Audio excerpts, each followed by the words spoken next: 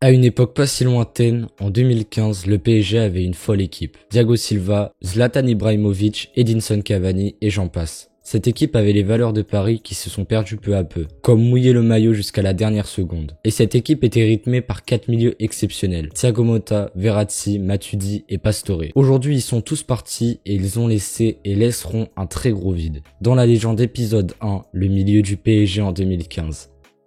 Thiago Motta, le fameux joueur jamais remplacé, et quel joueur c'était, une joueur d'une très grande classe qui était très souvent bas face au jeu et qui l'organisait d'une façon très belle, toujours très calme, il dictait le rythme et le tempo d'un match comme il le voulait. Il orientait le jeu avec une rapidité dans ses mouvements, une grosse intelligence, une grosse vision de jeu et un très bon sens du jeu. C'est un joueur aussi qui perdait très peu de ballons, ratait presque jamais de passes, il était toujours juste dans ce qu'il faisait. Et il y a une très grosse qualité de passes courtes et longues évidente. Après, si on parle sans ballon, c'est pas le joueur le plus marquant ni ridicule à la récupération. Mais il avait ce mental parisien comme tous les joueurs dans cette vidéo, et dont 1 fois 1000, vous vous en doutez c'est qui. Et le PSG depuis son départ ne l'a pas remplacé, il a laissé un énorme vide et c'est depuis 6 ans qu'on voit encore plus quelle était son importance. Et 6 ans qu'on voit la régression du PSG au milieu. Après, est-ce qu'on tient enfin un remplaçant avec Manuel Ugarte? On en saura plus tard, mais les débuts sont très encourageants.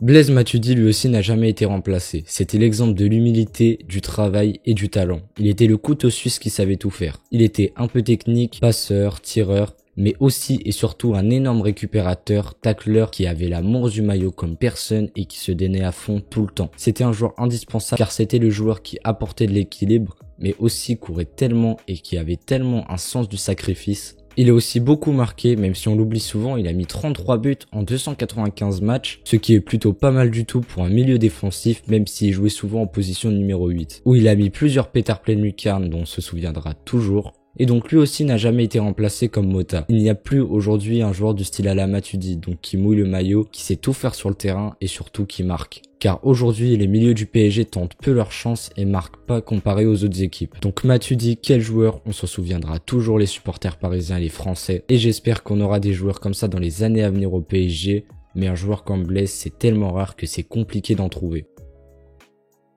Même s'il va très sûrement partir, Marco Verratti sera resté 12 ans au PSG en maintenant un niveau exceptionnel. Marco aura été et sera toujours à Al Hilal ou au PSG, un joueur qui trouve la solution même entouré par 3 joueurs et dans des situations très étroites. Excellent dans les petits espaces, il est bon en dribble mais aussi il est l'un des milieux les plus techniques du monde, ne perdant jamais la balle et en la rendant bien meilleure de comment on lui avait donné. Au-delà de ses qualités au pied, formidable, sans le ballon c'est aussi fort, il récupère beaucoup de ballons et en perd peu. Son niveau aujourd'hui et depuis 2 ans n'est plus le même s'il sera resté un joueur de classe mondiale évidemment, mais après, depuis l'été 2018, le PSG n'a jamais acheté un milieu de classe mondiale comme lui pour l'épauler, ce qui aurait sûrement explosé son niveau, comme à l'Euro 2021. Donc c'est maintenant l'une des plus grosses légendes du Paris Saint-Germain qui s'en va. Merci pour tout Marco Verratti.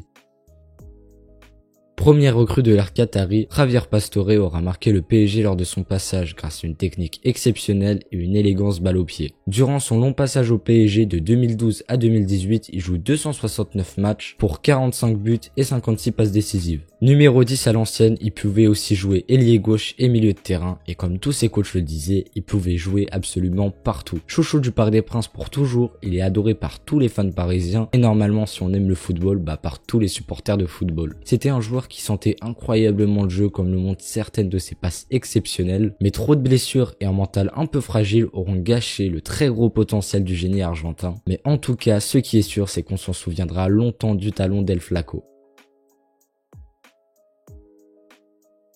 Et on peut rajouter aussi pour ces 4 joueurs qu'à mon souvenir, ils n'ont jamais manqué de respect au club, à l'institution et aux supporters. Donc voilà, étant supporter du PSG et m'étant regardé pendant mes vacances beaucoup de matchs de 2013 à 2017, je me devais de faire une vidéo sur le PSG Prime où tout le monde avait l'amour du maillot et même si c'était pas des joueurs forcément légendaires, ils avaient les vraies valeurs de Paris et ces valeurs qu'on a perdues peu à peu. Bref, ces 4 milieux resteront à jamais gravés dans l'histoire du Paris Saint-Germain. Moi je vous laisse là, à la prochaine et vive le foot.